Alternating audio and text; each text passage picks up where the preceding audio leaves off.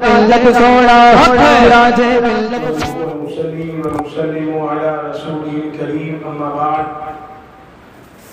فأعوذ بالله من الشيطان الرجيم بسم الله الرحمن الرحيم ذلك الكتاب لا ريب فيه فقال الله تبارك وتعالى في مقام آخر ونزلنا عليك الكتاب تبيانا لكل شيء صدق الله مولانا العظيم وصدق رسوله النبي الأمين المتين الكريم ونحن على ذلك لمن الشاهدين والشاكرين والحمد لله رب العالمين. حاضرین کرام، سامعین کرام، السلام علیکم ورحمۃ اللہ وبرکاتہ. آئیے سب سے پہلے آقا کائنات رحمت عالم نور مجسم شفیع معظم کونین کے والی حاضر و ناظر نبی غیب خدا نبی مالک و مختار نبی جناب سیدنا شفیعنا رؤوفنا رحیمنا محمد رسول اللہ صلی اللہ تعالی علیہ وسلم کی بارگاہ بے کش پناہ میں عقیدت و محبت کے ساتھ زندہ دلی کے ساتھ درود پاک کا نذرانِ محبت پیش کریں. اللہم صلی علی سیدنا و مولانا محمد معدن الجود والکرم وآلہ وصحبہ وبارک وسلم. صلاة و سلام علیکہ یا رسول اللہ یا حبیب اللہ یا نبی اللہ صلی اللہ تعالی علیہ وسلم. رب کریم و قدیر کی توفیق اور اس کی عطا سے اس کے پیارے محبوب آقائے دو جہاں صلی اللہ تعالی علیہ وسلم کے صدقے گزشتہ شب عقیدہ توحید اور شان مصطفیٰ جان رحمت صلی اللہ تعالی علیہ وسلم پر بیان کرنے کا شرف حاصل ہوا تھا. آج انشاءاللہ عز و جل اعجاز قرآن اور عظمت قرآن پر کچھ گفتگو کی رب کی توفیق سے سعادت حاصل کروں گا. نبی اکرم نور مجسم شفیع معظم صلی اللہ تعالی علیہ وآلہ وصحبہ وبارک وسلم کا مقام اور شان و عظمت اس قدر بلند و بالا ہے کہ ہر نبی معجزہ لے کر آئے، ہر نبی معجزہ لے کر آئے، مگر ہمارے آقا ہمارے نبی صلی اللہ تعالی علیہ وسلم معجزہ لے کر نہیں بلکہ سراپا معجزہ بن کر تشریف لائے. آپ لوگ تھوڑا آگے آ جائیں، بعد میں آنے والے لوگ آسان ہوگا، آگے آ جائیں.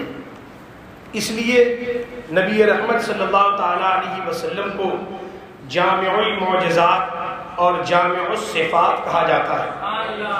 اللہ سبحانہ و تعالی نے جو معجزات تمام انبیاء کرام کو عطا فرمائے، 1,24,000 یا 2,24,000 یا 3,24,000 کم و بیش انبیاء کرام جو تشریف لائے، ان تمام کو جو رب نے معجزات عطا فرمائے وہ تمام معجزات اللہ نے ہمارے نبی اور اپنے محبوب اپنے حبیب صلی اللہ تعالی علیہ وسلم کو عطا فرمائے. ہمارے نبی صلی اللہ تعالی علیہ وسلم نے چاند کے 2 ٹکڑے فرمائے.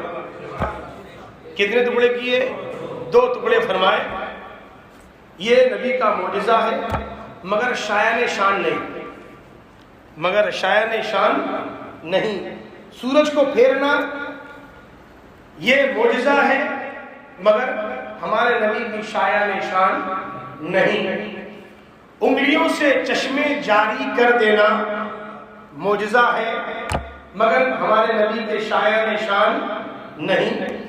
مریضوں کو صحت یابی کی دولت عطا فرمانا معجزہ ہے، لیکن ہمارے نبی کی شایان شان نہیں. کنکریوں سے پتھروں سے کلمہ پڑھوانا معجزہ ہے، ہمارے نبی کی شایان شان نہیں. میرے آقا نے مردوں کو زندہ کیے اور یہ معجزہ ہے، لیکن یہ شایان شان نہیں. درختوں سے جانوروں سے اپنی رسالت کا اقرار کروانا یہ معجزہ ہے، مگر شایان شان نہیں. غیب کی باتیں بتانا اور لعاب دہن ڈال کر کھارے پانی کے کنویں کو میٹھا کر دینا، یہ سب معجزے ہیں، مگر شایان شان نہیں. اور یہ سب معجزے جو ہیں یہ سب بے مثال ہیں، بے مثال معجزے ہیں، لیکن ہمارے آقا سرور عالم امام الانبیاء صلی اللہ علیہ وسلم کے شایان شان نہیں۔ ارے میرے آقا رحمت عالم صلی اللہ علیہ وسلم کی شان، آپ کی شان کا تو یہ عالم ہے کہ سب کچھ لکھ کر بھی بڑے بڑوں نے آخر میں یہی لکھا کہ لا يمكن الثناء كما كان حقه بعد خدا بزرگ کوئی قصہ مختصر۔ اور ہمارے اعلیٰ حضرت نے کیا فرمایا؟ سبحان اللہ۔ امام محمد رضا کون؟ معجزۃ من معجزات رسول اللہ، رسول اللہ کے معجزات میں سے ایک معجزے کا نام امام محمد رضا ہے۔ اب امام محمد رضا بھی اپنے نبی کی شان بیان فرماتے ہیں سرور کہوں کہ مالک و مولا کہوں تجھے، سرور کہوں کہ مالک و مولا کہوں تجھے، باغ خلیل کا گل زیبا کہوں تجھے، حرمان نصیب ہوں تجھے امیدگاہ کہوں، حرمان نصیب ہوں یا رسول اللہ تجھے امیدگاہ کہوں، جانے مراد کانے تمنا کہوں تجھے۔ امام فرماتے ہیں اللہ رے تیرے جسم منور کی تابشیں، اللہ رے تیرے جسم منور کی تابشیں، اے جانے جام جانے تجلا کہوں تجھے، کیا کہوں؟ امام نے آخر میں لکھ دیا لیکن رضا نے ختم سخن اس پہ کر دیا، لیکن رضا نے ختم سخن اس پہ کر دیا، خالق کا بندہ خلق کا آقا کہوں تجھے۔ سبحان اللہ۔ اور ایک شعر بہت شاندار، کیا امام فرماتے ہیں یا رسول اللہ صلی اللہ علیہ وسلم، تیرے تو وصف عیب تناہی سے ہے بری، تناہی کا مطلب ہوتا ہے انتہا، تناہی کا مطلب انتہا ہونا۔ امام فرماتے ہیں یا رسول اللہ آپ کے اوصاف حمیدہ کی کوئی حد ہی نہیں ہے، آپ کے اوصاف حمیدہ کی کوئی حد ہی نہیں ہے، آپ کے کمالات کی حد بندی کرنا بھی آپ کو عیب لگانے والی بات ہے۔ کیا انداز ہے امام کا؟ امام فرماتے ہیں کہ آپ کے کمالات کی حد بندی کرنا یہ بھی عیب لگانے والی بات ہے۔ احمد رضا تو اس بات پر حیران ہے کہ یا رسول اللہ آپ کی عظمت و شان بیان کرنے کے لیے میں الفاظ کہاں سے لے کر آؤں گا، کیونکہ احمد رضا جو کچھ بھی کہے آقا آپ اس سے بلند و بالا ہے۔ اسی لیے تو فرمایا امام نے کہ تیرے تو بس عیب تناہی سے ہے بری، حیران ہوں میرے شاہ میں کیا کیا کہوں تجھے، حیران ہوں میرے شاہ میں کیا کیا کہوں تجھے، لیکن رضا نے ختم سخن اس پہ کر دیا، لیکن رضا نے ختم سخن اس پہ کر دیا، خالق کا بندہ خلق کا آقا کہوں تجھے، سرور کہوں کہ مالک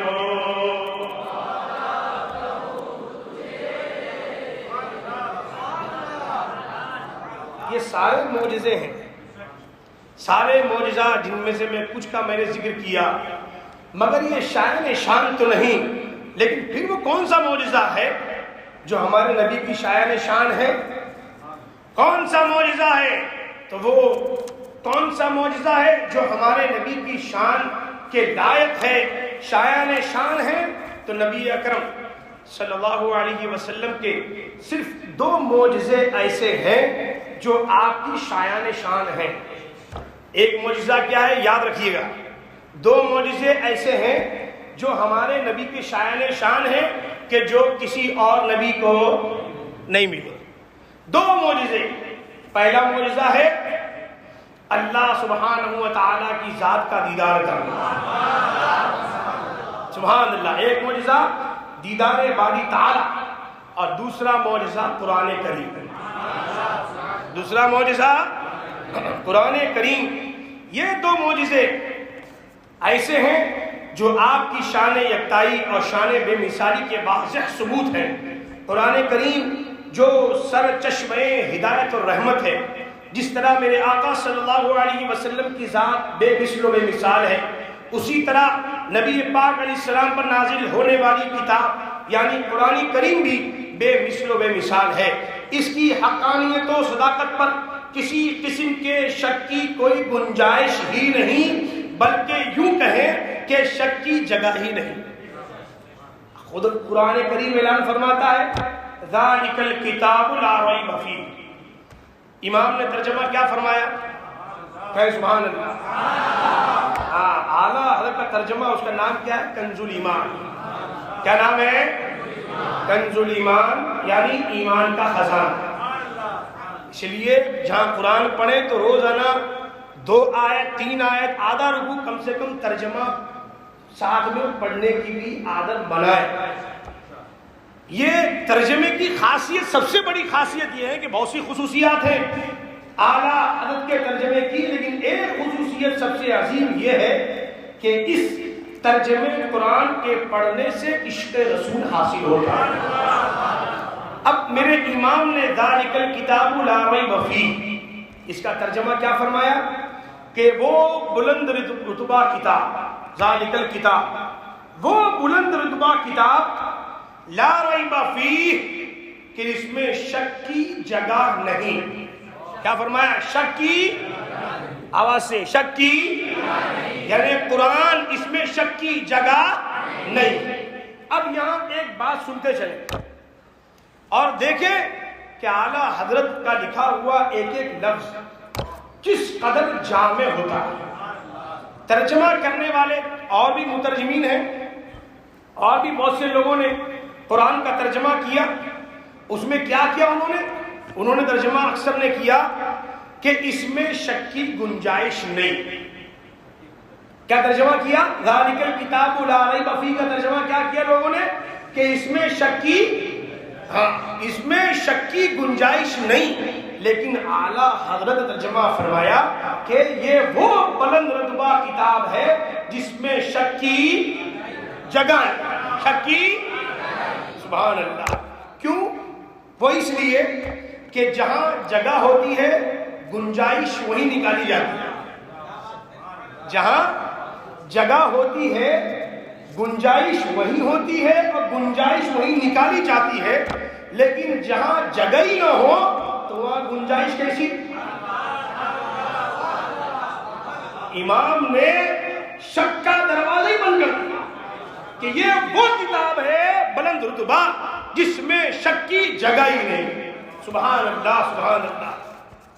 کفاران مکہ نے جب یہ کہنا شروع کیا کہ قرآن کریم یہ خدا کا کلام نہیں ہے، اللہ کا کلام نہیں ہے، یہ محمد عربی صلی اللہ علیہ وسلم کا خود کا کلام ہے، اور طرح طرح کی اس میں بکواس کرنے لگے اور دعویٰ کرنے لگے کہ یہ قرآن اللہ کا کلام نہیں ہے بلکہ انسان کا کلام ہے، تو قرآن مقدس نے ان کفاران مکہ کو چیلنج کیا۔ کیا قرآن کی آیت نازل ہوئی؟ وَإِن كُنتُمْ فِي رَيْبٍ مِّمَّا نَزَّلْنَا عَلَىٰ عَبْدِنَا فَأْتُوا بِسُورَةٍ مِّن مِّثْلِهِ وَادْعُوا شُهَدَاءَكُم مِّن دُونِ اللَّهِ إِن كُنتُمْ صَادِقِينَ۔ اور اگر تمہیں کچھ شک ہو اس میں جو ہم نے اپنے خاص بندے پر اتارا یعنی قرآن میں، تو اس جیسی کوئی ایک سورت تو لے کے آؤ۔ یہ نہیں فرمایا کہ اس طرح کی پوری کتاب بنا لو، نہیں، اس طرح کی کوئی ایک صورت تو لے کر آؤ۔ پھر اب فرماتا ہے وَادْعُوا شُهَدَاءَكُمْ، اللہ کے سوا اپنے سارے حمایتیوں کو بلا لو، اللہ کے سوا اپنے سارے حمایتیوں کو بلا لو، ان کنتم صادقین، اگر تم سچے ہو۔ اس آیت کریمہ میں نبی پاک صلی اللہ علیہ وسلم کی نبوت اور قرآن کریم کے اللہ تعالیٰ کی بے مثل کتاب ہونے کی وہ قاہر دلیل بیان فرمائی جا رہی ہے، جو طالب صادق کو اطمینان بخشے اور منکروں کو عاجز کر دے۔ اللہ تعالیٰ کی عظمت کی سب سے بڑی دلیل کیا ہے؟ اللہ تعالیٰ کی عظمت کی سب سے بڑی دلیل کیا ہے؟ تو یاد رکھیے، اللہ تعالیٰ کی عظمت کی سب سے بڑی دلیل محمد الرسول اللہ صلی اللہ علیہ وسلم کی ذات بابرکت ہے۔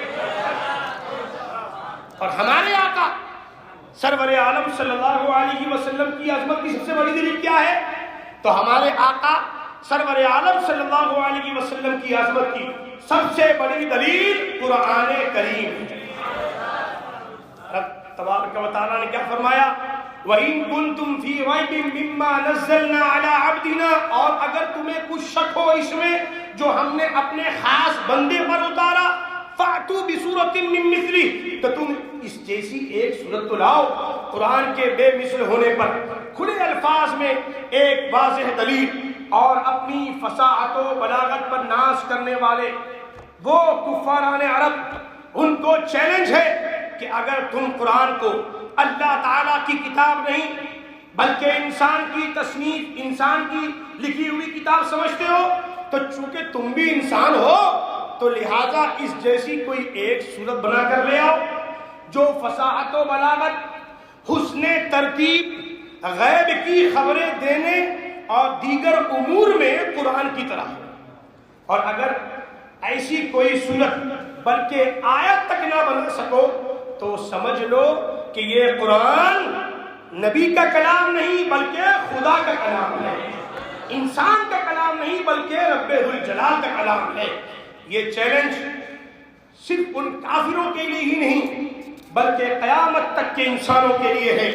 آج بھی قرآن مقدس کو آسمانی کتاب نہ ماننے والے موجود ہوں گے، موجود ہیں، بلکہ بہت سے کفار ہیں، مگر قرآن کے مثل ایک آیت بنانے والا آج تک کوئی سامنے نہ آیا ہے اور نہ ہی کوئی آ سکتا ہے۔ قرآن کریم وہ بے مثل و بے مثال بے نظیر کتاب ہے کہ لوگ اپنے تمام تر کمالات کے باوجود قرآن کریم جیسا کلام بنانے سے عاجز ہیں۔ کل بھی عاجز تھے، آج بھی عاجز ہیں، اور صبح قیامت تک عاجز رہیں گے۔ اور صرف انسان ہی نہیں، جنوں انس سب مل کر پوری کتاب، پورا قرآن تو ایک طرف، اس قرآن کی ایک آیت جیسی کوئی ایک آیت بھی نہیں بنا سکتے۔ اس کی بنیادی وجہ کیا ہے؟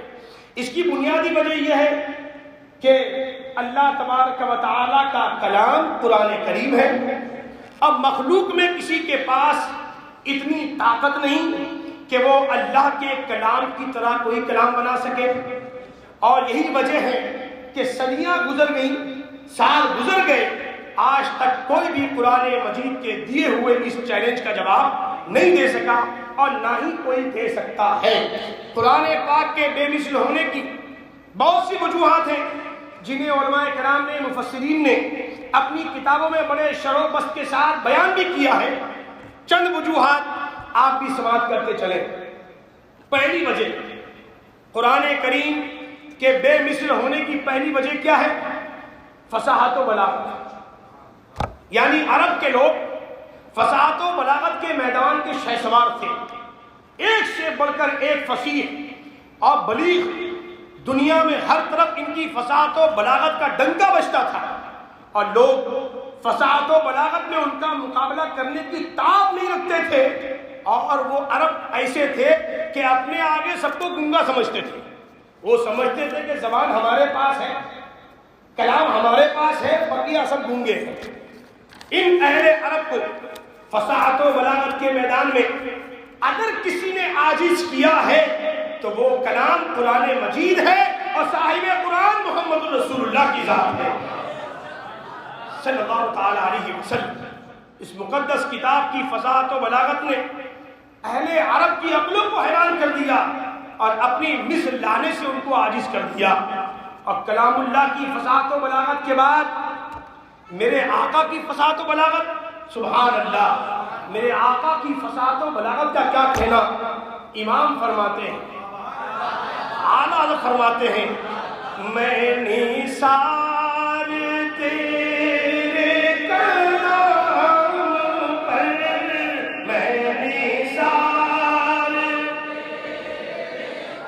کلام پر، میری ہوں تو کس کو زبان نہیں، وہ سخن ہے جس میں سخن نہ ہو بیان ہے جس کا بیان نہیں، بدل ہولا کشف الدجى بجماله حسنت جميع خصاله،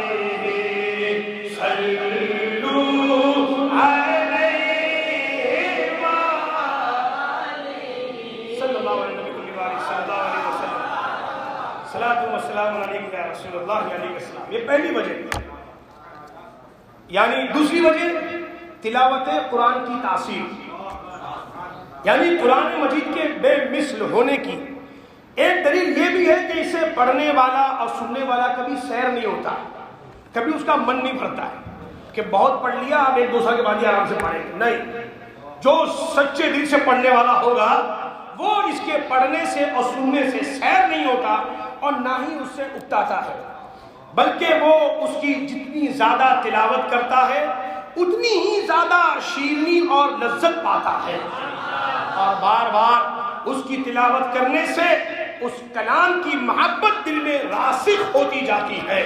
اور اس کے علاوہ کوئی اور کلام اگرچہ وہ کتنی خوبی والا ہو، کتنا ہی فصیح و بلیغ کیوں نہ ہو، بار بار پڑھنے سے، بار بار سننے سے دل اکتا جاتا ہے، اور جب اسے دوبارہ پڑھا جائے طبیعت بیزار ہو جاتی ہے۔ قرآن مجید کی شان یہ ہے، حضرت حارث رضی اللہ تعالیٰ عنہ سے مروی ہے کہ مولا علی مشکل کشا رضی اللہ تعالیٰ عنہ فرماتے ہیں کہ نبی اکرم نور مجسم صلی اللہ علیہ وسلم نے ارشاد فرمایا، قرآن وہ ہے، میرے آقا قرآن کی فضیلت بیان فرماتے ہیں، سننا بھی ہے اور یہ عہد کر کے اٹھنا ہے کہ امام عالی مقام کی بارگاہ میں نذران محبت اس انداز میں پیش کریں گے کہ اب سے روزانہ قرآن کی تلاوت کو اپنا معمول بنا لیں۔ بولیے انشاءاللہ، سبحان اللہ۔ میرے آقا نے فرمایا قرآن وہ ہے جس کی برکت سے خواہشات نہیں بگڑتی، قرآن کی برکت سے خواہشات نہیں بگڑتی، اور جس سے دوسری زبانیں مشتبہ نہیں ہوتی، علماء اس سے سیر نہیں ہوتے، یہ بار بار دہرائے جانے سے پرانا نہیں ہوتا، اور اس کے عجائبات ختم نہیں ہوتے۔ یہ ترمذی کی حدیث ہے۔ اور پھر قرآن کریم کی آیات میں رعب، قوت اور جلال ہے کہ جب کوئی ان کی تلاوت کرتا ہے یا انہیں کسی سے سنتا ہے تو اس کے دل پر ہیبت طاری ہو جاتی ہے، حتیٰ کہ جسے قرآن پاک کی آیات کے معانی ترجمے سمجھ میں نہیں آ رہے ہو، آیات کی تفسیر نہیں جانتا ہو، اس پر بھی رقت طاری ہو جاتی ہے، جبکہ قرآن مجید کے علاوہ اور کسی کتاب میں یہ وصف نہیں پایا جاتا، اگرچہ وہ کیسے ہی انداز میں کیوں نہ لکھی گئی ہو۔ یہ دوسری وجہ تھی۔ تیسری وجہ، قرآن پاک میں مستقبل کی جو خبریں دی گئی ہیں، قرآن کریم میں مستقبل کی جو خبریں دی گئی ہیں وہ تمام کی تمام پوری ہوئی، پوری ہو رہی ہیں، اور سب کے سب پوری ہو کر رہی ہیں۔ رب نے کیا فرمایا؟ کل من علیہا فان، سب فان ہوگا، سب پانی ہے، ختم ہونے والا ہے، وَيَبْقَى وَجْهُ رَبِّكَ ذُو الْجَلَالِ وَالْإِكْرَامِ، اللہ کی ذات ہی باقی رہنے والی ہے اور اللہ کا کلام بھی باقی رہنے والا ہے۔ سبحان اللہ۔ قرآن مقدس کی امتیازی شان کی اور بھی کئی وجہ ہیں۔ ایک وجہ یہ بھی ہے کہ اس مقدس قرآن میں، کلام میں، کتاب میں ہر خوشک و تر کا بیان ہے، اس میں تمام علوم کا خزانہ بھی ہے۔ خود قرآن کریم ارشاد فرماتا ہے وَنَزَّلْنَا عَلَيْكَ الْكِتَابَ تِبْيَانًا لِكُلِّ شَيْءٍ، یعنی رب فرماتا ہے اے محبوب ہم نے آپ پر ایسی کتاب نازل فرمائی جس میں ہر چیز کا روشن بیان موجود ہے۔ اور ایک جگہ رب کائنات ارشاد فرماتا ہے ما فرطنا فی الکتاب من شیء، ہم نے قرآن میں کسی چیز کو نہیں چھوڑا، ہر چیز کا واضح بیان قرآن میں موجود ہے۔ سید المفسرین، امام المفسرین سیدنا عبداللہ ابن عباس رضی اللہ تعالی فرماتے ہیں سبحان اللہ لو ضاع لی عقال بعیر لوجدته فی کتاب اللہ۔ عبداللہ ابن عباس رضی اللہ تعالی فرماتے ہیں کہ اگر میرے اونٹ کی پاؤں کی رسی گم ہو جائے تو میں اسے قرآن میں تلاش کر کے پا لوں گا۔ سبحان اللہ۔ اسی طرح حضرت ابو بکر بن مجاہد رضی اللہ تعالی عنہ نے ایک مرتبہ بیان فرمایا کہ اس عالم میں جو کچھ ہے، وہ بیان فرما رہے تھے کہ اس عالم میں جو کچھ ہے ہر چیز کا قرآن میں بیان ہے۔ اس عالم میں جو کچھ ہے ان سب چیزوں کا قرآن میں بیان موجود ہے۔ تو فوراً سوال کرنے والے ہر جگہ ہوتے ہیں، تو فوراً کسی نے سوال کیا کہ اچھا یہ بتائیے ان سراؤں کا ذکر، جہاں آدمی ٹیمپرری گھر بناتا ہے بعد میں چلا جاتا ہے، ان سراؤں کا ذکر کیا قرآن میں ہے؟ تو کہاں ہے؟ تو ابو بکر بن مجاہد رضی اللہ تعالی انہوں نے فوراً جواب دیا کہ ہاں ہاں ان سراؤں کا ذکر بھی ہے قرآن کریم میں۔ اب آپ نے قرآن کی تلاوت، قرآن کریم کی آیت تلاوت فرمائی، ارشاد باری تعالی ہے لیس علیکم جناح ان تدخلوا بیوتا غیر مسکونۃ فیہا متاع لکم۔ دیکھ لو وہ گھر، دیکھ لو وہ گھر جس میں کسی کی مستقل سکونت نہیں، کوئی مستقل اس گھر میں نہیں رہتا ہے، دیکھ لو وہ گھر جس میں کسی کی مستقل سکونت نہیں ہے اور اس میں تم اپنا سامان رکھتے ہو، وہ گھر سرائے کے سوا اور کون ہے؟ سرائے کے سوا اور کون ہے؟ جب یہ اس نے سنا تو سوال کرنے والا یہ آیت سن کر اور قرآن میں اپنا سوال کا جواب پا کر سن کر صرف خاموش نہیں ہوا بلکہ وہ بھی اس بات کا قائل ہو گیا کہ بے شک قرآن میں ہر چیز کا روشن بیان موجود ہے۔ اسی لیے حضرت ابن عباس رضی اللہ تعالی عنہ نے کیا خوب فرمایا جمیع العلم فی القرآن لیکن جمیع العلم فی القرآن لیکن تقاصر عنہ افہام الرجال، یعنی تمام علوم قرآن کے اندر موجود ہیں، یہ اور بات ہے کہ لوگوں کی کوتاہ عقلیں ان کے سمجھنے سے قاصر ہیں۔ مولا کائنات مولا علی مشکل کشا رضی اللہ تعالی عنہ نے ایک مرتبہ اعلان فرمایا، اب مولا علی کی شان باب العلم ہے، آپ باب العلم ہے، میرے آقا نے فرمایا انا مدینۃ العلم و علی بابوها، ہے نا؟ فرماتے تھے صحابہ سے کہ حضرت جبریل سرکار کی بارگاہ میں جاتے ہیں، ایک مرتبہ میرے پاس سے 2 مرتبہ ہو کے جاتے ہیں۔ وہ کیسے؟ فرمایا ارے میرے آقا نے فرمایا ہے کہ میں علم کا شہر ہوں، علی اس کا دروازہ ہے، جب میں دروازہ ہوں آتے بھی ہیں تو میرے سے جاتے ہیں اور نکلتے بھی ہیں تو میرے سے ہوتے ہوئے نکلتے ہیں۔ سبحان اللہ، وہ علی خیبر کشا، سبحان اللہ۔ ایک مرتبہ اعلان فرمایا مولا نے مجھ سے سوال کرو قرآن کریم سے جواب دوں گا۔ اب یہاں پر یہ بات ذہن میں رکھیں کہ مولا کائنات مولا علی مشکل کشا رضی اللہ تعالی عنہ کی مبارک داڑھی شریف گھنی تھی، آپ کی داڑھی مبارک گھنی تھی، جبکہ ایک یہودی جو موجود تھا اس وقت اس کے داڑھی کے چند بال تھے، چند بار. تو اس یہودی نے باب العلم مولا علی سے سوال کیا کہ قرآن میں کہاں لکھا ہوا ہے کہ آپ کی داڑھی گھنی ہوگی میری داڑھی پتلی ہوگی؟ آپ نے فرمایا کہ میں ہر سوال کا جواب قرآن سے دوں گا. تو اس یہودی نے سوال کیا کہ قرآن میں کہاں لکھا ہے؟ تو مولا کائنات مولا علی مشکل کشا کرم اللہ تعالی وجہہ الکریم نے فوراً قرآن کی آیت پڑھی. ارشاد باری تعالی والبلد الطیب یخرج نباتہ بإذن ربہ، اور جو اچھی زمین ہے اس کا سبزہ اللہ کے حکم سے نکلتا ہے. سب کہیں سبحان اللہ. یعنی پاک زمین سے بھرپور سبزہ نکلتا ہے. پھر فرماتے ہیں مولا والذی خبث لا یخرج الا نکدا، اور جو خراب ہے اس میں نہیں نکلتا، اور جو خراب ہے اس میں نہیں نکلتا مگر تھوڑا بمشکل. یعنی بنجر اور خراب زمین سے کوئی تنکا نکلتا ہے. پھر میرے مولا فرماتے ہیں کہ میرے جسم کی زمین ایمان کی وجہ سے پاک ہے، اس لیے علی کی داڑھی گھنی ہے. تیرے جسم کی زمین ایمان نہ ہونے کی وجہ سے بنجر ہے، ناپاک ہے، اس لیے کوئی بال تیرا نکلا ہوا نظر آتا ہے.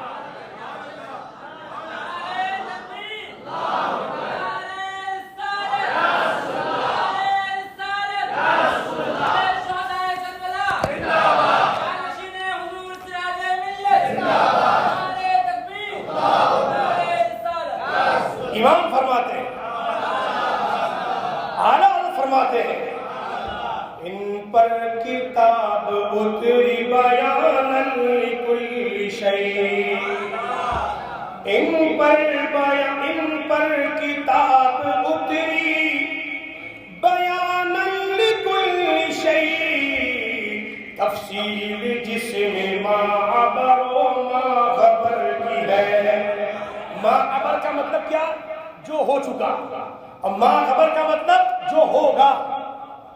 یعنی آقا دو جہاں صلی اللہ علیہ وسلم پر اللہ تبارک و تعالی نے ایسی مقدس کتاب نازل فرمائی کہ اس کتاب میں ہر اس چیز کا بیان ہے جو ہو چکا، اور اس چیز کا بھی ذکر ہے جو قیامت تک بلکہ قیامت کے بعد بھی جو ہونے والا ہے اس کا بھی ذکر موجود ہے.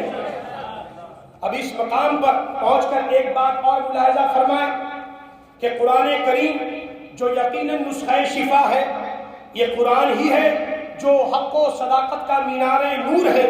یہ قرآن ہی ہے جسے سن کر بے شمار لوگوں نے دامن اسلام میں پناہ لیا ہے. یہ قرآن ہی ہے جسے سن کر سیدنا فاروق اعظم کے دل کی دنیا بدل گئی. یہ قرآن ہی ہے جو یقیناً لوگوں کے لیے سر چشم ہدایت ہے. اسے پڑھ کر ہدایت نصیب ہوتی ہے. اس کے باوجود قرآن کہتا ہے یضل بہ کثیرا، اسے پڑھ کر بہت سے لوگ گمراہ ہوتے ہیں. ویہدی بہ کثیرا، ترجمہ قرآن کے سر چشمے ہدایت ہونے میں کوئی شک و شبہ نہیں، لیکن قرآن یہ کہہ کر بتاتا ہے کہ میری تلاوت کرنے والے دو طرح کے لوگ ہیں. ایک وہ ہوں گے جو اپنے ذہن کی سادہ تختی میرے حوالے کر دیں گے. ایک پڑھنے والے قرآن کے وہ ہوں گے جو اپنے ذہن کی سادہ تختی میرے حوالے کر دیں گے، میں جو دوں گا وہ لے لیں گے. گویا وہ اپنے ذہن کو میرے سانچے میں ڈھالیں گے. لیکن دوسرا گروہ وہ ہوگا جو مجھ سے لینا نہیں چاہے گا، جو مجھ سے لینا نہیں چاہے گا، بلکہ اپنا عقیدہ وہ گھر کی کالی کوٹھری اور اپنے دیوبند میں چہار دیواری میں بنائے گا، اور عقیدہ بنا لینے کے بعد وہ اپنے عقیدے کی مجھ سے دلیل مانگنے آئے.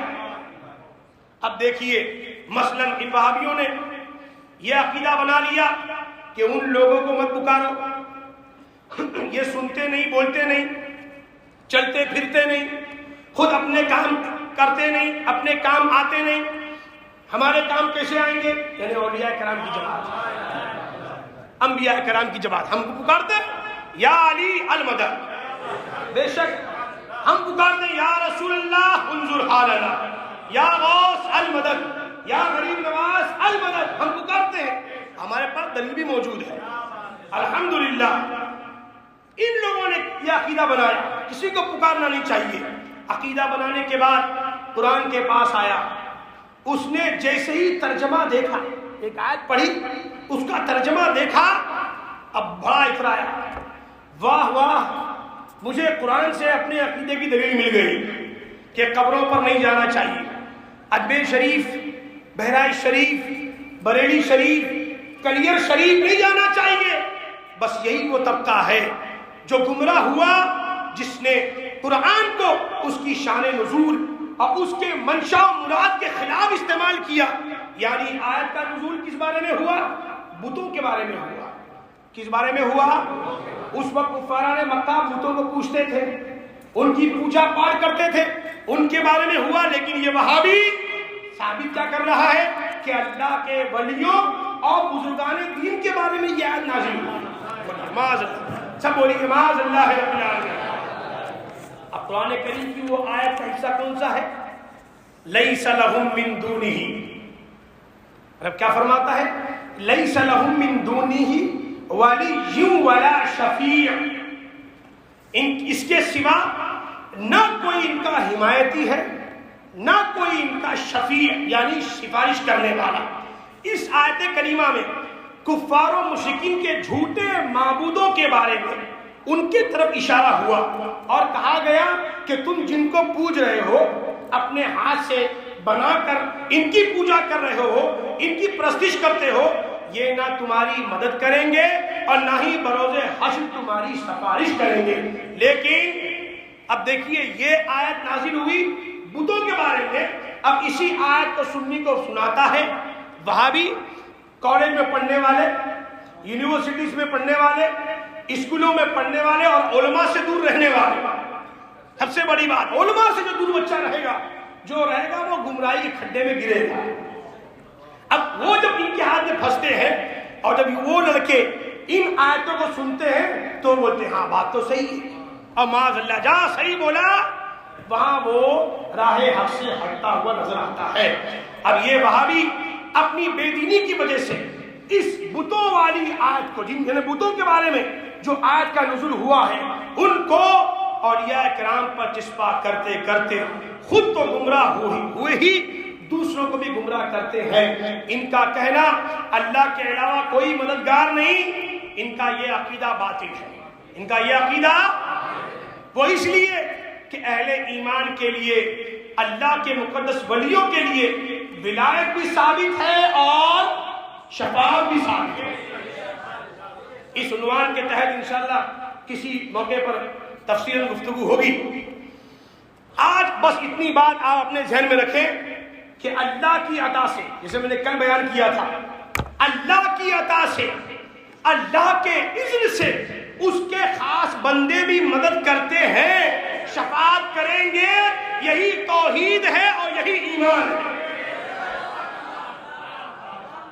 کہنے کا مقصد یہ ہے کہ یہ وہابیہ، دیابنا اور دیگر فرقہ باطلہ جن کے دلوں پر مہر لگا دی گئی، وہ قرآن کے عرفان سے بہت دور ہے اور اپنی بدعقیدگی کی وجہ سے قرآن کریم کی غلط اور بے بنیاد تشریح کر بیٹھے اور پھر یضل بہ کثیرا اس کے زمرے میں داخل ہو گئے۔ اور اہل سنت و جماعت جنہیں رب کے فضل سے قرآن کا عرفان بھی حاصل رہا اور فیضان بھی حاصل رہا، جس کی بدولت وہ قرآن کریم کو سمجھے اور سمجھ کر اس کی صحیح تفسیر و تشریح کر کے یہدی بہ کثیرا کے فیض سے روشن و منور ہو گئے۔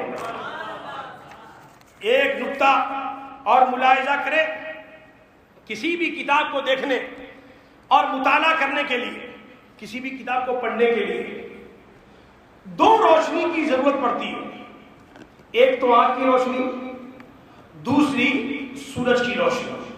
ٹھیک ہے، یہ اگر لائٹ سب بند ہو جائے تو یہ آنکھ کی روشنی سے آدمی کوئی پڑھ نہیں سکتا، اور یہ ساری روشنی موجود ہو، یہاں کا فیوز غائب ہو تو آدمی کوئی کتاب نہیں پڑھ سکتا۔ کسی بھی کتاب کو دیکھنے، اس کو پڑھنے کے لیے دو روشنی کی ضرورت پڑتی ہے، ایک تو آنکھ کی روشنی، دوسری سورج کی۔ اگر ان دونوں میں سے کوئی ایک بھی مفقود ہو جائے، نہ پائی جائے، تو کتاب نہیں دیکھی جا سکتی۔ جیسے میں نے آپ کو عرض کیا، بس ایسے ہی قرآن کریم کی تلاوت کے لیے بھی دو روشنی درکار ہے۔ قرآن کریم کی تلاوت کے لیے کتنی روشنی چاہیے؟ ایک آفتاب نبوت کی روشنی، نبوت کے سورج کی روشنی، رسول اللہ کی محبت کے نور کی روشنی چاہیے، اور دوسرا نور ایمان چاہیے۔ ابو جہل جیسے بدبخت و بد نصیب کے پاس آفتاب نبوت کی روشنی آ چکی تھی، آفتاب نبوت کی روشنی آ چکی تھی، مگر وہ ایمان کے نور سے خالی تھا، اس لیے وہ محروم رہا۔ اور حضرت ابو بکر و عمر و عثمان و حیدر، حسن و حسین، سیدنا حمزہ رضی اللہ تعالی عنہ اجمعین کے پاس نور ایمان تھا، اور آفتاب نبوت کی روشنی بھی ان کے حصے میں آئی، تو وہ ایسے چمکے، ایسے چمکے، ایسے چمکے کہ جو ان سے وابستہ ہو گیا وہ بھی چمکدار ہو گیا، اور ان کا جو نام لیتا رہے گا وہ بھی کامیابی، کامرانی پاتا رہے گا۔ سبحان اللہ۔ اور جو ان کا نام لے کر صحیح معنوں میں ان سرکاران اہل بیت، صحابہ، تابعین، تبع تابعین، اولیاء کاملین کا حق ادا کرے گا ان کی محبت کا، وہ ہوگا احمد رضا تو امام احمد رضا بن جائے گا، ہوگا حامد رضا تو حجت الاسلام بن جائے گا، ہوگا مصطفیٰ رضا تو مفتی اعظم بن کر چمکے گا۔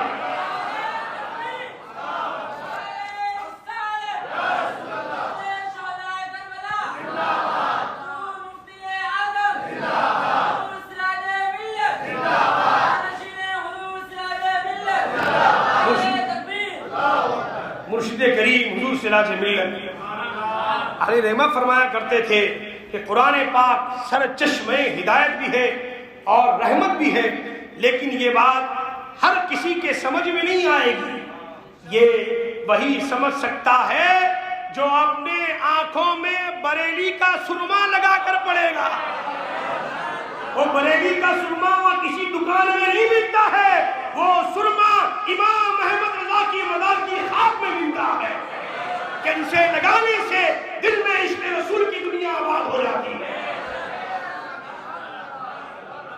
حضور سراج ملت علیہ رحمت و رضوان ہمیشہ کنز الایمان کا مطالعہ کرنے کی تلقین فرمایا کرتے تھے، یقیناً اسی لیے کہ یہ ترجمہ ایمان کو مضبوطی عطا کرنے والا ترجمہ ہے۔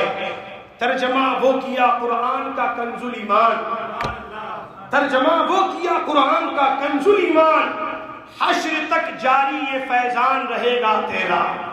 اور دلکش صاحب نے بہت ہی خوب اپنے انداز میں کہا کہ اہل ایمان تو کیوں پریشان ہے، پڑھیے مل کر، اہل ایمان تو کیوں پریشان ہے، رہبری تو تیری کنز الایمان ہے، ہر قدم پر یہ تیرا نگہبان ہے، یہ عطا یہ عنایت سلامت رہے، یہ عطا یہ عنایت سلامت رہے۔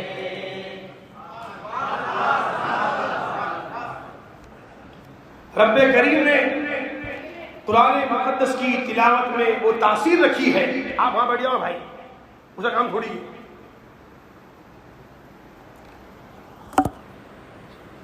درود پاک پڑھی، اللہم صلی علی سیدنا و مولانا محمد معدن الجود والکرم۔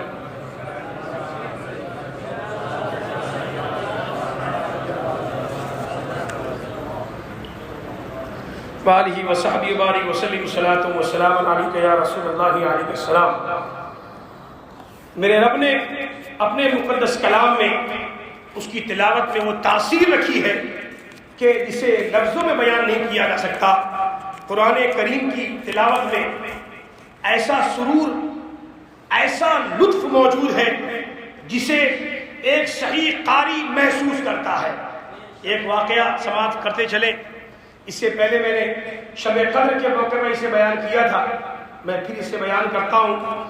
حضرت اسید بن حضیر رضی اللہ تعالی عنہ رات کے وقت اپنے گھر میں قرآن کریم کی تلاوت فرما رہے تھے.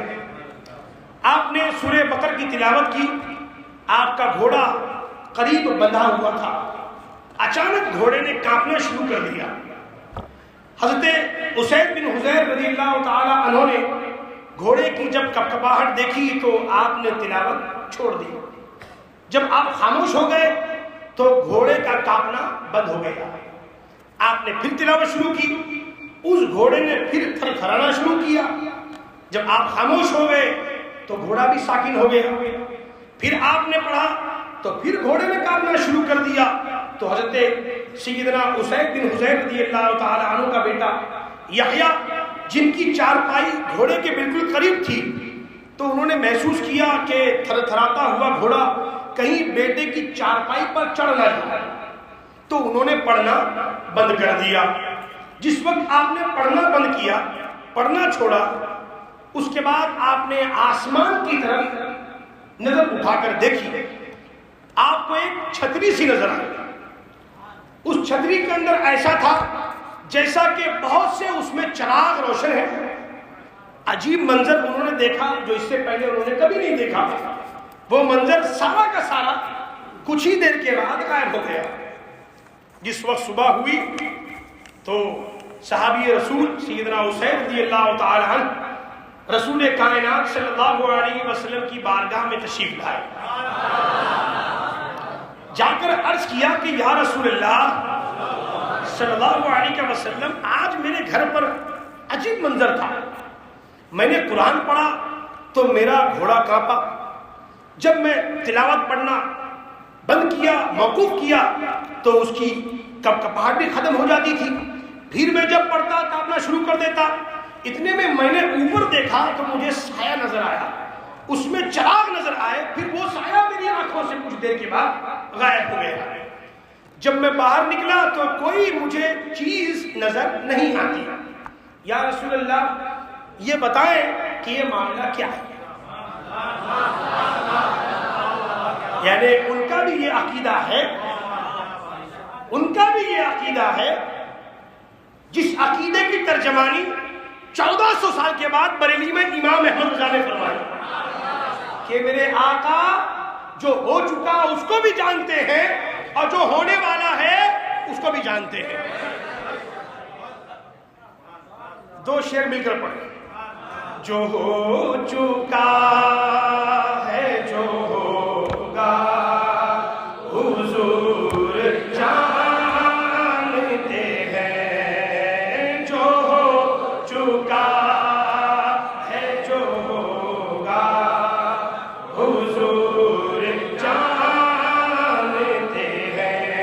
تیری عطا سے خدایا, تیری عطا سے خدایا حضور جانتے ہیں. اسید آپ نے آقا سے پوچھ کر یہ کہا, اسید آپ نے آقا سے پوچھ کر یہ کہا کہ گھر میں جو بھی ہوا تھا حضور جانتے ہیں. کہ گھر میں جو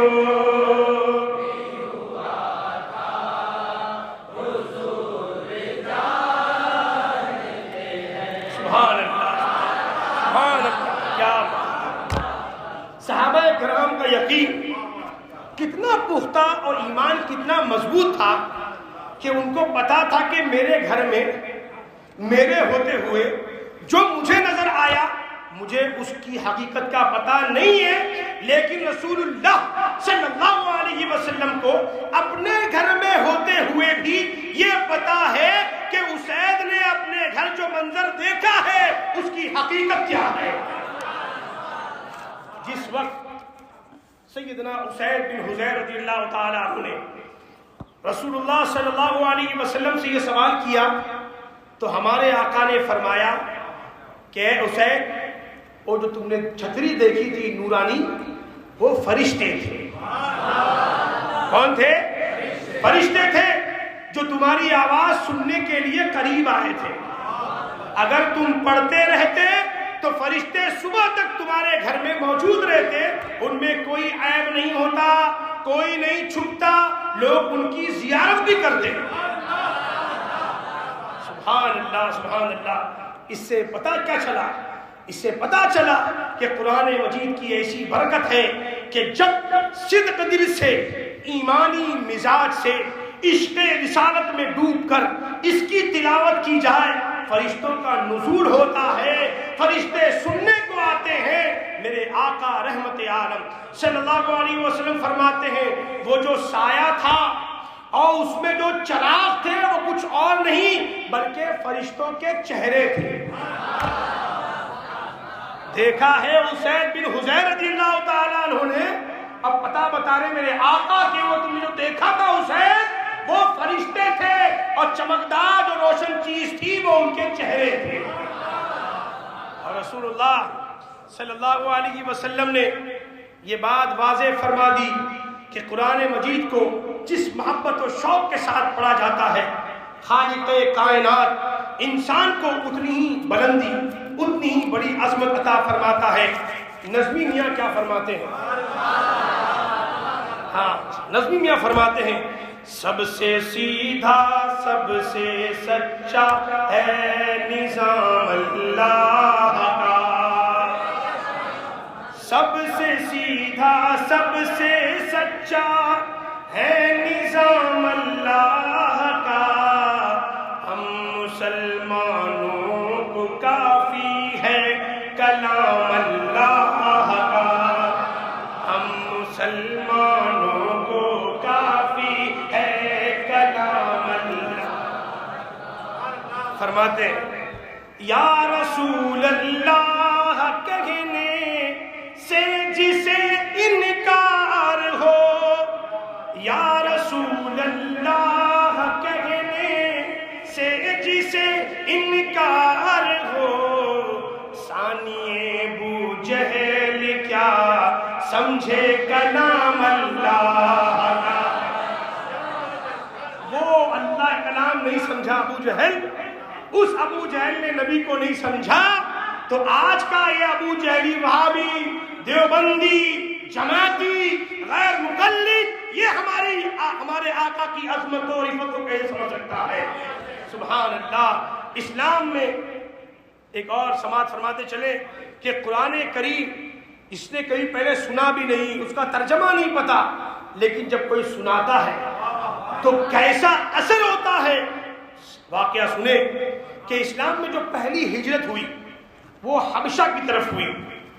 جن حضرات نے یہ ہجرت فرمائی ان کی قیادت امیر المومنین خلیفۃ المسلمین خلیفہ سوم سرکار سیدنا عثمان بن عفان فرما رہے تھے رضی اللہ تعالی عنہ۔ اس قافلے میں حضرت جعفر بن ابی طالب رضی اللہ تعالی عنہ بھی شامل تھے۔ وہی حضرت جعفر ہیں جن کا لقب طیار ہے، جعفر طیار، سبحان اللہ، جنہیں میرے آقا نے مالک جنت نبی صلی اللہ علیہ وسلم نے جنت میں پرواز کرتے ہوئے دیکھا تھا،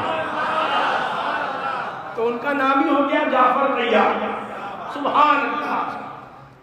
وہ بھی اس قافلے میں شامل تھے۔ یہ قافلہ حبشہ آ کر آباد ہو گیا۔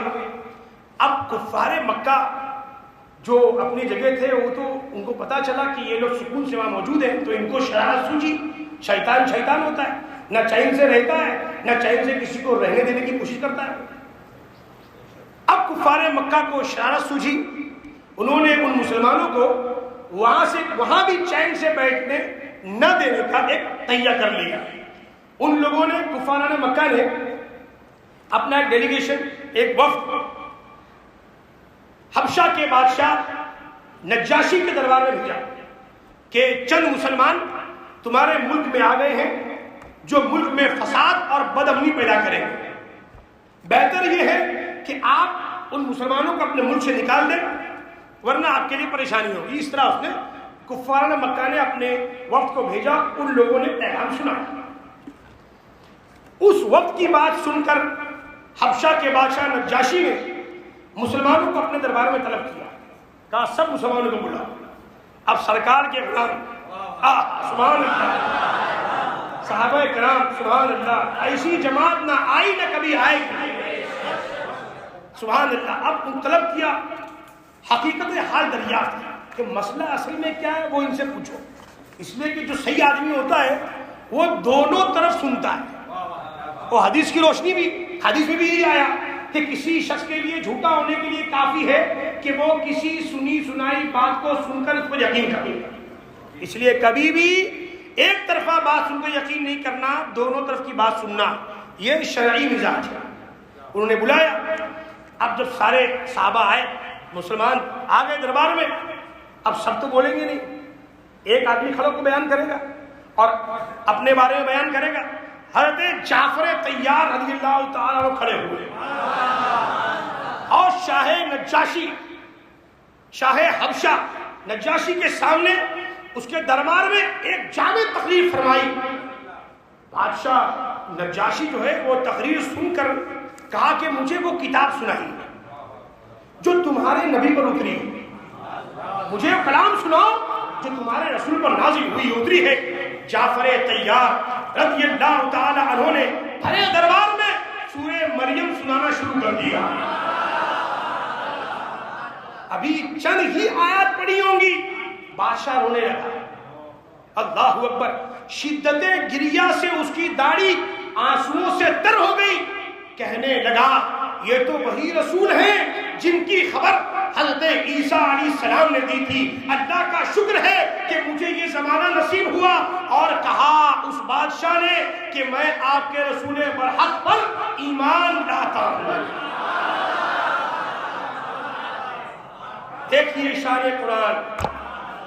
کافروں نے ایک وفد بھیج کر مطالبہ کیا تھا کہ مسلمانوں کو ملک سے نکالو، لیکن ان غلامان مصطفیٰ پر رب کا کیسا فضل تھا کہ انہوں نے بادشاہ کے سامنے ایسی تقریر کی، ایسے قرآن کریم کی تلاوت کی کہ بادشاہ کے دل میں جو کفر چھپا تھا اسی کو نکال کے پھینک دیا اور اس کے گلے میں غلامی رسول کا پٹا ڈال دیا. سن سن کے صحابہ کی باتیں، سن سن کے صحابہ کی باتیں، جب لوگ مسلمان ہوتے تھے.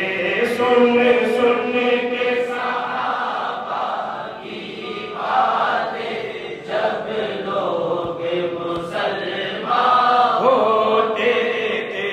پھر سرور عالم کی یاروں، پھر سرور عالم کی یاروں، گفتار کا عالم کیا ہوگا. مولا یا صلی وسلم دائما ابدا علی حبیبک خیر الخلق کلہم. چاہے تو اشارے سے اپنے کایا ہی پلٹ دے دنیا کی. چاہے اشاروں نہیں، اشاروں تو بہت ہو گئے. اشارہ، ایک اشارہ. شاہ غوث پاک نے اشارہ فرمایا تھا، حکم فرمایا تھا کھڑے ہو جا. 10 مرتبہ نہیں کہا، ایک ہی مرتبہ فرمایا، مردہ کھڑا ہو گیا. تو یہ سرکار کے غلاموں کی شان ہے.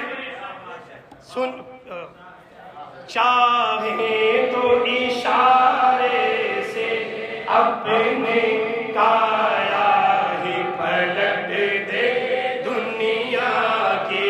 یہ شان ان کے غلاموں کی، یہ شان ہے ان کے غلاموں کی. تو سرکار کا عالم کیا ہوگا، سرکار کا عالم کیا ہوگا. مولا یا صلی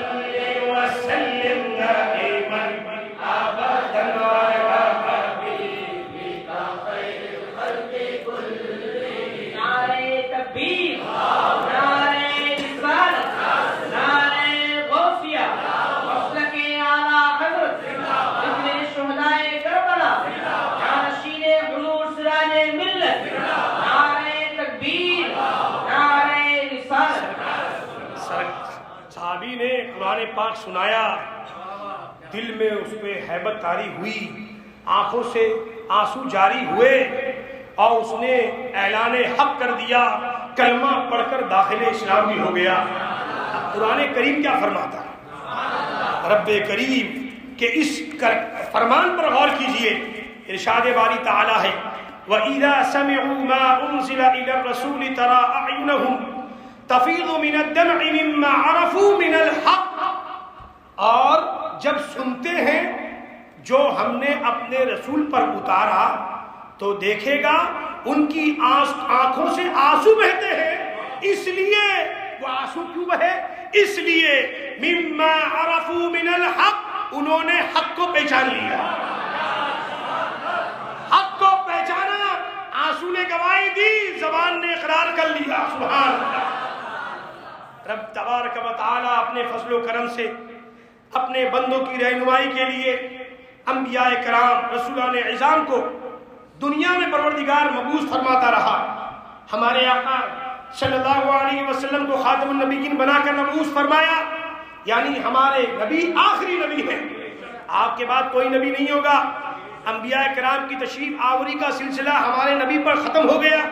اب سوال یہ پیدا ہوتا ہے کہ نبی اکرم صلی اللہ علیہ وسلم کی تشریف آوری سے پہلے انبیاء کرام کے مبعوث ہونے کا سلسلہ جاری تھا، لیکن کیوں حضور کے بعد انبیاء کرام کی آمد کا سلسلہ کیوں ختم ہو گیا؟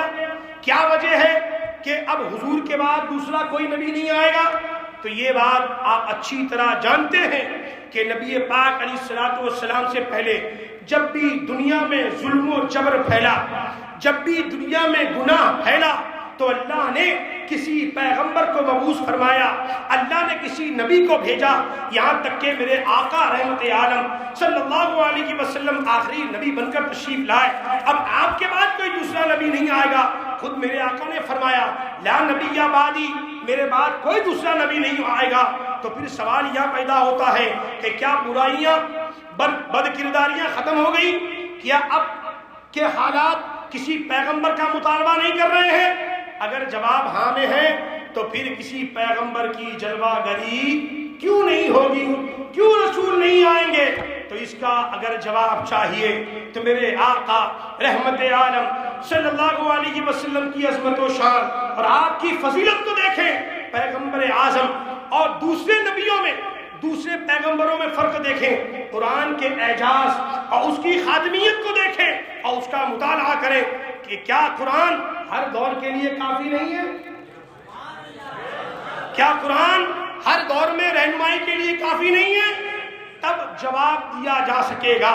دیکھیے میرے آقا صلی اللہ علیہ وسلم سے پہلے جتنے بھی پیغمبر دنیا میں تشریف لائے ان کو کتابیں دی گئیں، ان کو کتابیں دی گئیں، ضرور دی گئیں، مگر ان کتابوں کی حفاظت کا ذمہ پروردگار نے نہیں لیا، اس لیے کہ مشیت کے فیصلے میں یہ بات تھی کہ اس کے بعد کوئی اور نبی آنے والا ہے، اس کے بعد کوئی اور رسول آنے والا ہے۔ توریت بدل دی گئی، زبور آ جائے گی، زبور اگر بدل دی گئی انجیل آ جائے گی، اگر دین موسوی باقی نہ رہا تو حضرت داؤد تشریف لے آئیں گے، داؤد کا نظام باقی نہ رہا تو حضرت عیسیٰ آ جائیں گے علیہ السلام۔ اس لیے ان کی کتابیں بچائی نہیں گئی، بلکہ لوگوں نے اپنے اپنے مزاج اور دور کے مطابق، اپنی عقل نامکمل کے مطابق اپنے اپنے دور کی کتابوں میں ترمیم کی، مگر جب اللہ نے یہ فیصلہ کیا کہ اب جو کتاب جائے گی اس کے بعد کوئی کتاب نہیں آئے گی، اب جو پیغمبر جائے گا وہ اتنا عظیم ہوگا کہ اس کی تخلیق کے بعد کوئی دوسرا نبی نہیں آئے گا، لہذا مشیت نے اپنے فیصلے کے مطابق جب آخری نبی کو بھیجا تو اس آخری نبی کی خاتمیت پر مہر تصدیق ثبت کرنے کے لیے پروردگار نے خود ذمہ لے لیا کہ اب تک کتابوں کو تم بچاتے رہے مگر میرے محبوب پر نازل ہونے والے قرآن کو میں بچاؤں گا۔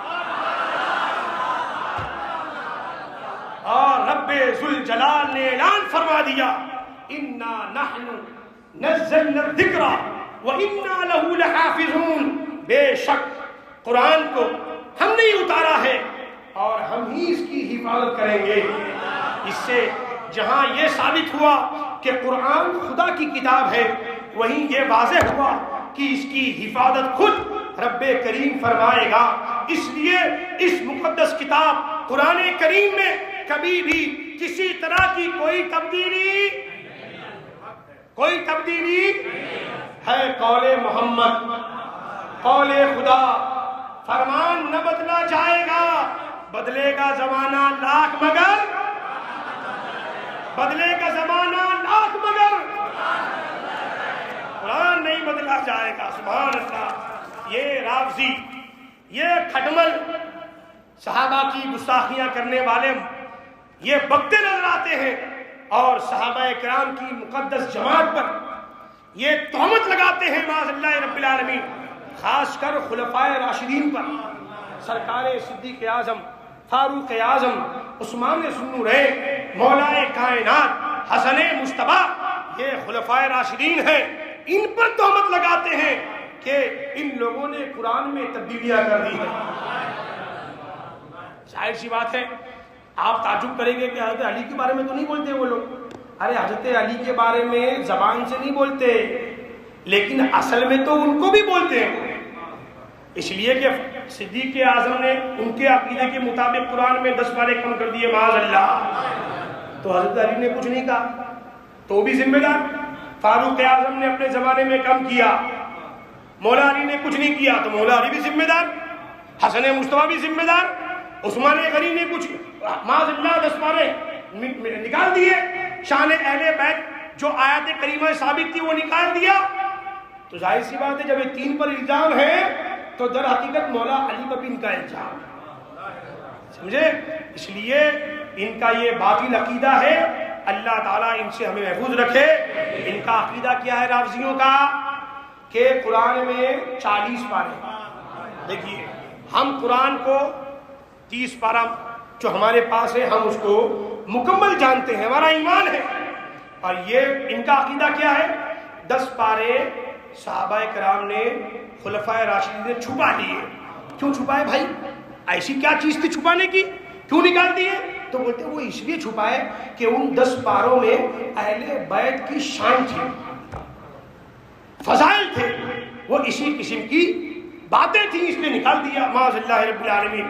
اور یہ کہتے ہیں کہ جو 30 پارے جو موجود ہیں نا اس میں بھی کچھ ہیر پھیر ہوا معاذ اللہ رب العالمین۔ لا الہ الا اللہ محمد الرسول اللہ صلی اللہ تعالی علیہ وسلم۔ دیکھیے اپنا عقیدہ جاننے کے لیے غیر کا عقیدہ بھی جاننا پڑے گا، اس لیے کہ آپ کے سامنے دوسرا جو آ رہا ہے وہ بھی قرآن لے کے آ رہا ہے، وہ بھی وہی اذان لے کے آ رہا ہے، وہی حدیث لے کے آ رہا ہے، تو اس میں فرق کیا ہے؟ ہمارے بچوں کو، ہمارے جوانوں کو ان کا بھی عقیدہ معلوم ہونا چاہیے کہ 10 دن فریڈم پاک کرتے ہیں، ہم کیوں نہیں کرتے؟ یہ ذکر حسین کرتے، ہم لوگ کیوں نہیں کرتے؟ ارے ہم ہی لوگ ذکر حسین کرتے ہیں۔ ذکر حسین الحمدللہ اصل میں وہی ذکر صدیق ہے، ذکر فاروق ہے، ذکر عثمان ہے، ذکر علی المرتضیٰ ہے، ذکر رسول، ذکر سیدہ ہی ذکر امام حسین ہے۔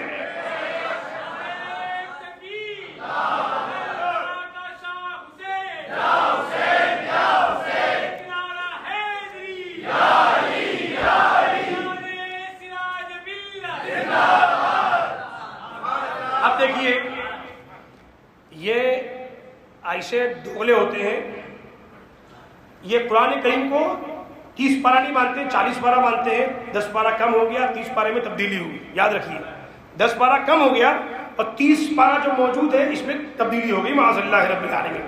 اگر کوئی اپنا کوئی اگر لڑکا ہو، سنی ہو، اور اس کے کانٹیکٹ میں کوئی رافضی معاذ اللہ اگر ہو، اللہ نہ کرے کسی کے ہو، لیکن اگر وہ ایسا بیان سنے اور پھر وہ رافضی سے پوچھے کیا تم لوگ ایسا عقیدہ رکھتے ہو، تو کیا کہے گا معلوم ہے؟ نہیں ہم لوگ مانتے ہیں۔ کیا کہے گا؟ ہم لوگ قرآن کو مانتے ہیں۔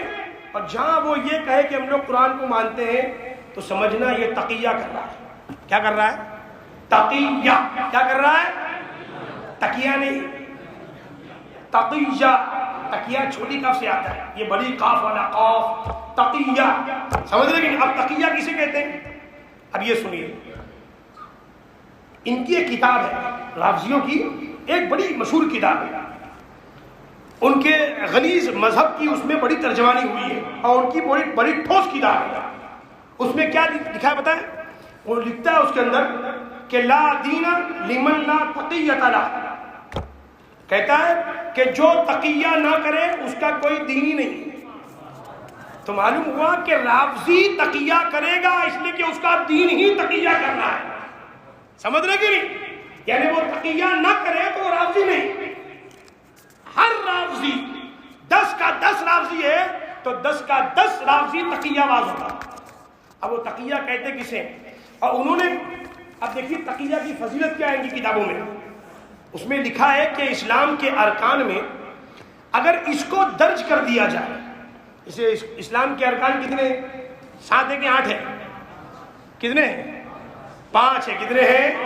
ایسا سب بولو بھائی، کلمہ، نماز، روزہ، زکوٰۃ، حج، ٹھیک ہے، یہ 5 ہے۔ لکھتے ہیں اپنی کتاب میں یہ کہ اسلام کے ارکان میں اگر اس کو درج کر دیا جائے، یعنی تقیہ کو بھی درج کر دیا جائے، تو ایک حصہ ثواب تمام ارکان میں ہوگا، یعنی نماز، روزہ، حج، زکوٰۃ وغیرہ جتنی عبادتیں ہیں ان میں ایک حصہ ثواب اور 9 حصے ثواب تقیہ میں ہے۔ یہ ان لوگوں کا دین ہے، سمجھ رہے کہ نہیں؟ اب کتنا خطرناک ان لوگوں کا تقیہ ہے، یعنی اتنا مضبوط ان لوگوں کا یہ عقیدہ ہے کہ تقیہ کے بغیر کوئی رافضی ہو ہی نہیں سکتا، یاد رکھیں۔ یہی وجہ ہے، اب دیکھیے تقیہ کسے کہتے ہیں؟ تقیہ ہے کیا؟ تو تقیہ کا مطلب ہوتا ہے جھوٹ بولنا۔ کیا ہوتا ہے؟ آواز سے بولیے، تاکہ لگنا چاہیے کہ سب ماشاءاللہ ٹناٹن جگے ہوئے ہیں۔ اپن سوئیں گے تو پریشانی ہوتی ہے، سنی جاگا رہے گا تو سارے وائرس دبے رہیں گے۔ ہاں، اپن خاموش ہو جاتے ہیں تبھی یہ وائرس اچھل اچھلتے اپنے ہی بچوں کو پریشان کرتے ہیں۔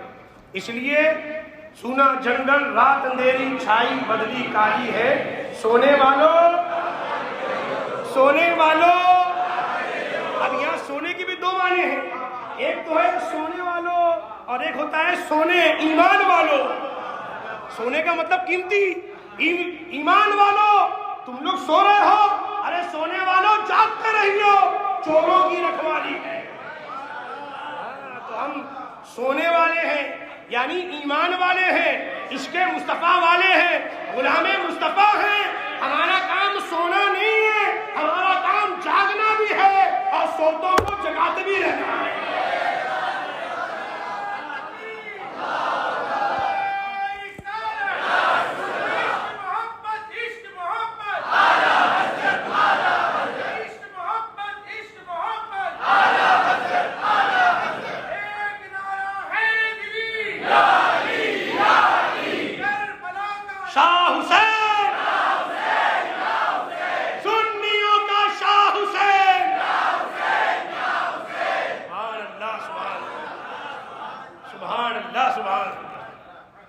اب تقیہ کہتے کسے؟ جھوٹ بولنے کو۔ تقیہ کسے کہتے ہیں؟ جھوٹ بولنے کو، یعنی دل میں کچھ زبان پر کچھ۔ یہ ان کے نزدیک، ہمارے نزدیک تو یہ منافقت ہے۔ ہم اہل سنت کے نزدیک دل میں کچھ زبان پر کچھ، یہ منافقت ہے، یہ منافقت ہے، یہ سنیوں کی پہچان نہیں ہے۔ اور ان کے نزدیک کیا ہے؟ یہ کار ثواب ہے۔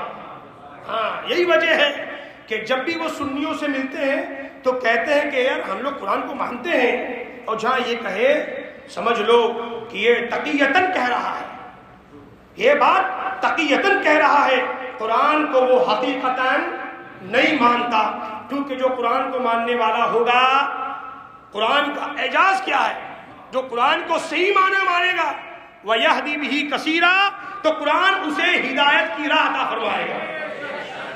ٹھیک ہے، تو اب جو قرآن کو ماننے والا ہے تو یقیناً وہ صحابہ کرام سے محبت کرنے والا ہوگا، جو قرآن کو ماننے والا ہوگا وہ اہل بیت اطہار پر جان و دل سے فدا ہوگا، جو قرآن کا ماننے والا ہوگا اولیاء کاملین کا ماننے والا ہوگا۔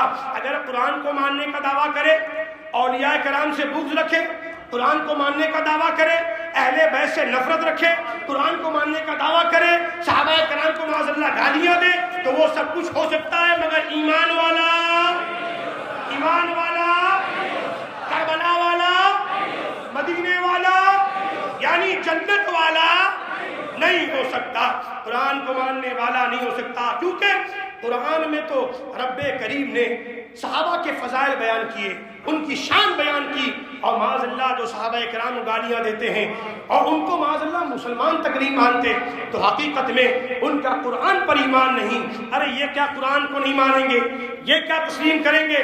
حق تو یہ ہے کہ قرآن ہی ان کو تسلیم نہیں کرتا ہے۔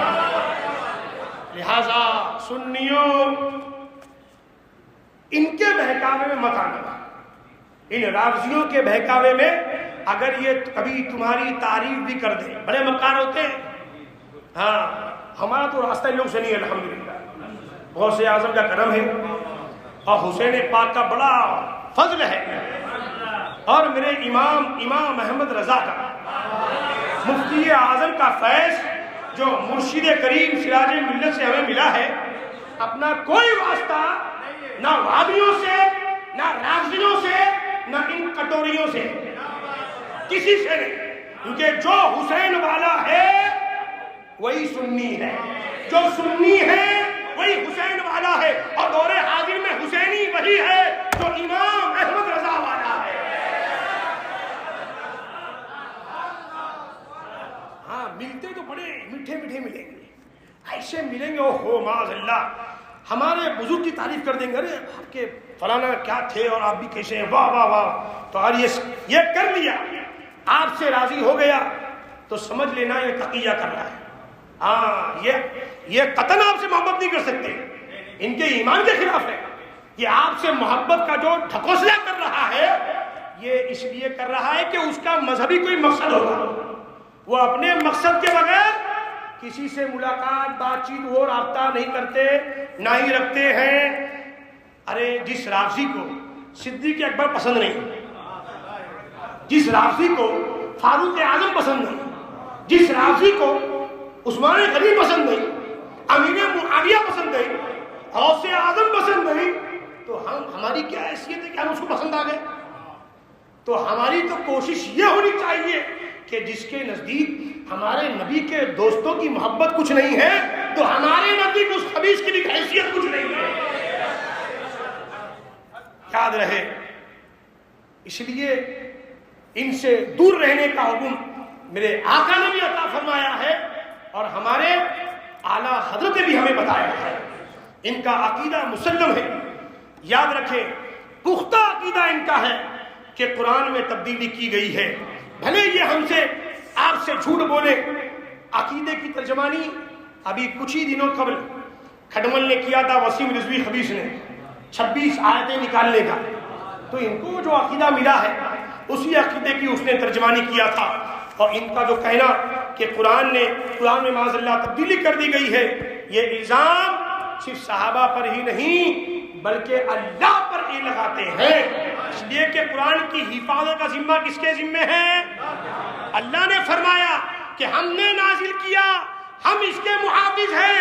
اب اگر کوئی بولے قرآن میں تبدیلی ہوئی تو وہ صدیق اکبر پر الزام نہیں لگا رہا ہے بلکہ خدا پر الزام لگا رہا ہے، اور جو خدا پر الزام لگائے وہ کسی حیثیت سے مسلمان نہیں ہو سکتا۔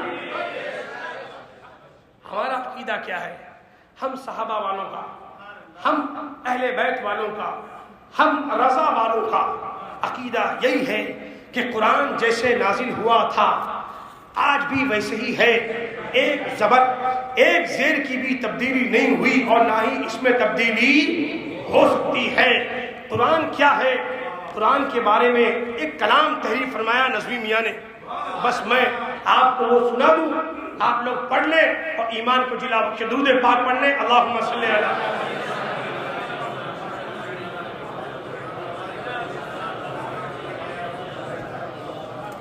شان رسالت ہم سے نہ پوچھو، پوچھو پوچھو قرآن سے، شان رسالت ہم سے نہ پوچھو، پوچھو پوچھو قرآن سے، رب کی عنایت ہم سے نہ پوچھو پوچھو پوچھو قرآن سے نور محمد پہلے بنا پھر آدم کی تخلیق ہوئی نور محمد پہلے بنا پھر آدم کی تخلیق ہوئی یہ اولیت ہم سے نہ پوچھو پوچھو پوچھو قرآن سے پوچھو پوچھو قرآن سے ثم دنا فتدلی سے تھا قاب قوسین او ادنی ثم دنا فتدلی سے تھا قاب قوسین او ادنی شان رفعت ہم سے نہ پوچھو پوچھو پوچھو قرآن سے پوچھو پوچھو سبحان اللہ واللیل والشمس سے ظاہر زلف و رخ زیبا ان کا واللیل والشمس سے ظاہر زلف و رخ زیبا ان کا حسن نہایت ہم سے نہ پوچھو پوچھو پوچھو پوچھو پوچھو رب کے حکم سے مکہ چھوڑا رب کے حکم سے مکہ چھوڑا طیبہ نگر آباد کیا واقعہ ہجرت ہم سے نہ پوچھو پوچھو پوچھو قرآن سے پوچھو پوچھو سبحان اللہ لا ورب العرش جس کو جو ملا ان سے ملا بڑھتی ہے کونین میں نعمت رسول اللہ کی حضرت نظمی مالوی فرماتے ہیں رب نے ان کو خزانے بخشے جنت مانگو جنت دے رب نے ان کو خزانے بخشے جنت مانگو جنت دے ان کی قدرت ہم سے نہ پوچھو پوچھو پوچھو قرآن سے پوچھو پوچھو قرآن سے سبحان اللہ سبحان اللہ ان کا دشمن رب کا دشمن ان کا دشمن رب کا دشمن ان کا دوست اللہ کا ولی ان کا دشمن رب کا دشمن ان کا دوست اللہ کا ولی رب سے قربت ہم سے نہ پوچھو پوچھو پوچھو قرآن سے پوچھو پوچھو قرآن سے سبحان اللہ انا اعطیناک الکوثر ہم نے کثرت عطا فرمائی فرماتے ہیں یعطی کا فرما کر رب نے ولا سوف یعطی کا محبوب ہم تم کو اتنا عطا کریں گے ولا سوف یرضا کہ اے محبوب آپ راضی ہو جاؤ یعطی کا فرما کر رب نے ان کو سب کچھ بخش دیا کوثر و کثرت کوثر و کثرت کوثر و کثرت ہم سے نہ پوچھو پوچھو پوچھو قرآن سے پوچھو پوچھو قرآن سے آؤ نظمی ہر دم بس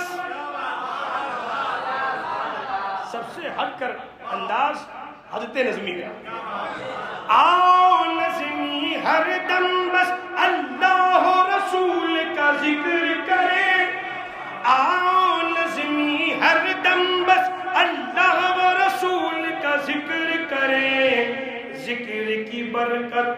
ذکر کی برکت ہم سے نہ پوچھو پوچھو پوچھو قرآن سے پوچھو پوچھو قرآن سے ان کی رفعت ہم سے نہ پوچھو پوچھو پوچھو قرآن سے اللہ تعالیٰ ہم کو اعجاز قرآن عطا فرمائے فیضان قرآن عطا فرمائے آپ سب یہ عہد کر کر اٹھیں، اور جو سن رہے ہیں آن لائن ان سے بھی گزارش کروں گا کہ اپنے گھر میں قرآن کریم کی تلاوت کا ماحول بنائیں، وقت مقرر کریں، روزانہ 30 پارہ پڑھ لیا سبحان اللہ، 30 رکوع پڑھ لیا سبحان اللہ، کم سے کم 1 رکوع تو پڑھ لو۔ 1 رکوع بھی اگر پڑھ لیا کتنا ٹائم لگے گا؟ 5 منٹ 10 منٹ 15 منٹ لگ گیا مشکل سے۔ جب آدمی صدق دل سے 1 رکوع پڑھنے کی عادت بنائے گا، دیکھیے برکت کیسے ہوگی۔ خود کہے گا کہ یار 1 رکوع پڑھنا شروع کیا تھا، آج الحمدللہ ہر نماز کے بعد 1 پارہ پڑھنے کی عادت بن گئی۔ تو وہ اس کا کمال نہیں ہوگا، وہ قرآن کا فیضان ہے۔ جو بھی پڑھے سرکار کی محبت نے پڑھے، عشق رسول دل میں سما کر پڑھے اس کو انشاءاللہ، پھر دیکھیے قرآن کی برکتیں کیسی ملتی ہیں۔ قرآن جزدان میں بند ہے گھر میں، اور شیطان ٹی وی کی شکل میں کھلا ہے، تو وہاں رحمت کے فرشتے کہاں سے آئیں گے؟ ہر وقت گھر میں موجود رہیں گے شیطان، انسان کی بھی شکل میں اور جناتوں کی بھی شکل میں۔ تو اپنے گھر کو بھی پاک صاف بنانے کے لیے جادو ٹونا سحر آفت بلا ان سب سے محفوظ گھر کو رکھنے کے لیے سب سے بڑی تعویذ جہاں قرآن ہے وہیں تلاوت قرآن بھی ہے۔ یاد رکھیں، قرآن، تلاوت قرآن، اپنے گھر ماحول بنائیں۔ اللہ تعالیٰ آپ سب کو، ہم سب کو اس کی برکتوں سے مالا مال فرمائے۔ کھڑے ہو جائیں صلاۃ و سلام پڑھنے کی۔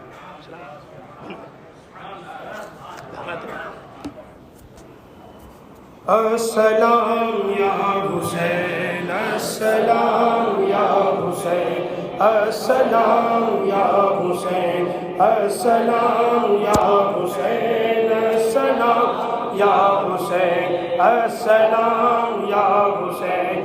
جس کو دھوکے سے کوفے بلایا گیا، جس کو دھوکے سے کوفے بلایا گیا، جس کو بیٹھے بٹھائے ستایا گیا، زہر بھائی کو جس کے پلایا گیا، جس کے بچوں کو پیاسا ستایا گیا، اس حسین ابن حیدر پہ لاکھوں سلام، السلام یا حسین، السلام یا حسین، السلام یا حسین۔ جس نے حق کربلا میں ادا کر دیا، جس نے حق کربلا میں ادا کر دیا، اپنے نانا کا وعدہ وفا کر دیا،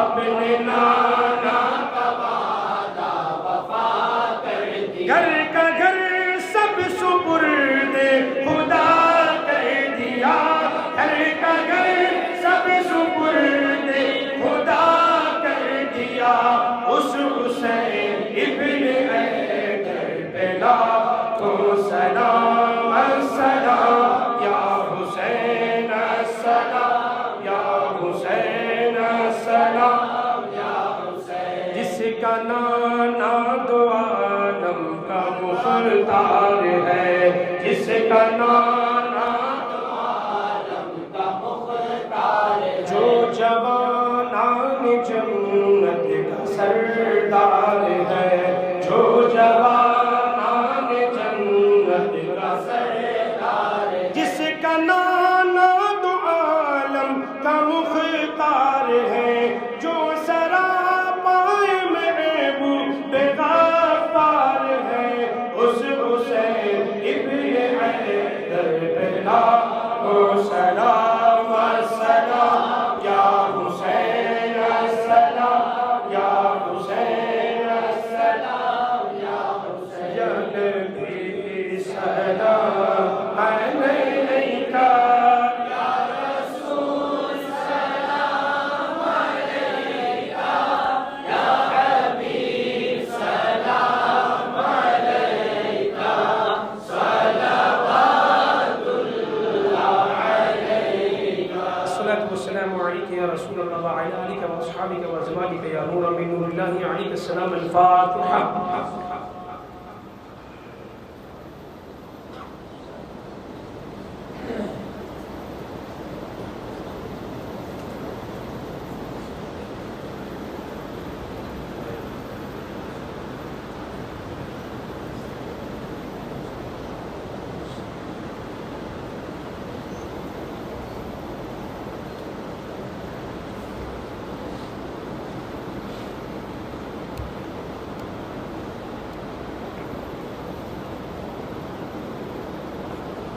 اللهم صل وسلم وبارك على سيدنا مولانا محمد وعلى ال سيدنا مولانا محمد صلاة تنجينا بها من جميع الاهوال والافات وتقضي لنا بها جميع الحاجات وتطهرنا بها من جميع السيئات وترفعنا بها عندك اعلى الدرجات وتبلغنا بها اقصى الغايات من جميع الخيرات في الحياه وبعد الممات انك يا مولانا على كل شيء قدير. يا الله يا رحمن يا رحيم يا ارحم الراحمين يا اكرم الاكرمين يا اجود الاجودين يا غفار الذنوب يا ستار العيوب يا اسمع السامعين يا مجيب الدعوات یا سامع الدعاء.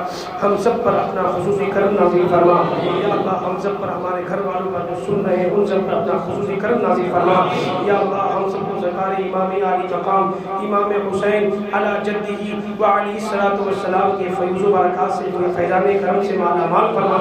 تمام کی پریشانیوں کو دور فرما. یا اللہ تمام پریشانیوں کو دور فرما. مسجدوں کے دروازے کھلنے کے اسباب پیدا فرما. یا اللہ مسجدوں کو سجدوں سے آباد کرنے کی توفیق عطا فرما. ذکر عالی مقام ذکر حسین کرنے کی سننے کی توفیق رفیق عطا فرما. عاشورے کی مقدس ساعتیں ہم سب کو نصیب فرما. حضور سراج ملت کی درجات کو بلند فرما. ہم سب کی بے حساب مغفرت فرما. یا اللہ ہم سب کی مغفرت فرما.